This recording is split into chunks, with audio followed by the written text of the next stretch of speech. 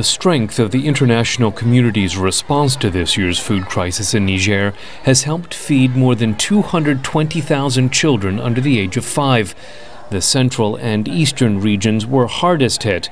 At an inpatient therapeutic feeding center in Zinder, cases of acute malnutrition have dropped from nearly 400 2 months ago to 242 today. The need is still great. While more than 85% of children here recover fully, the death rate is still nearly 8%. Other mothers leave the program before the treatment is complete.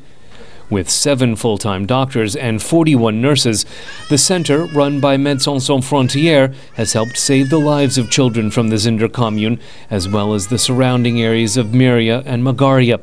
Valerie Amos is the United Nations Emergency Relief Coordinator and the Undersecretary General for Humanitarian Affairs.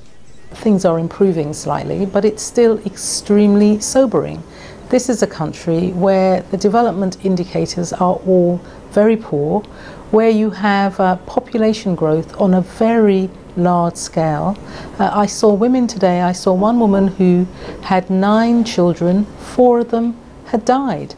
There's a huge amount of public education and awareness raising that needs to be done, and it's a terrible thing to see children in that kind of situation.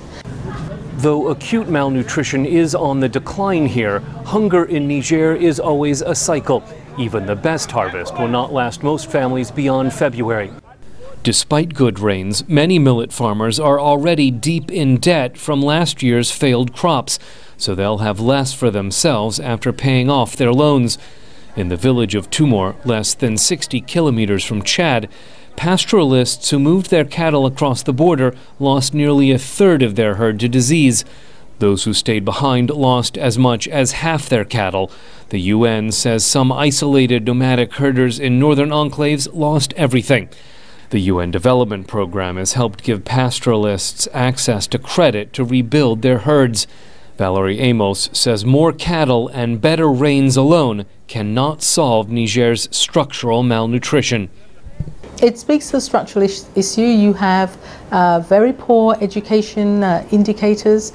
You have a country that's quite complicated in the sense that you have people who are pastoralists, some are nomadic, some stay put. The country is vast with a small population. The infrastructure is poor. Agricultural development is not taking place at the kind of rate that it should, and it's also suffering the impact of climate change.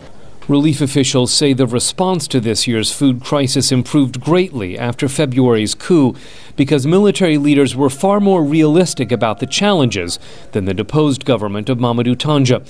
As the country moves toward a new civilian government, Amos says what happens next is critical to Niger's survival. I hope that that government will really look around and see what is happening to the people of Niger and put long-term sustainable development at the top of its agenda.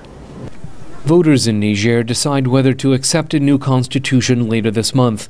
If approved, it would lead to presidential elections in January, just as relief officials believe the next wave of hunger will begin. Scott Stearns, VOA News, Tumor, Niger.